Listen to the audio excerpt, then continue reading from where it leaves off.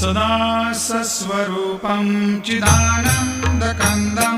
जगत्सम्भवस्थानसंहारहेतुं स्वभक्तेच्छया मानुषं दर्शयन्तं नमामीश्वरं सद्गुरुं साईनाथं भवद्वान्तविद्वांसमार्तण्डमीड्यं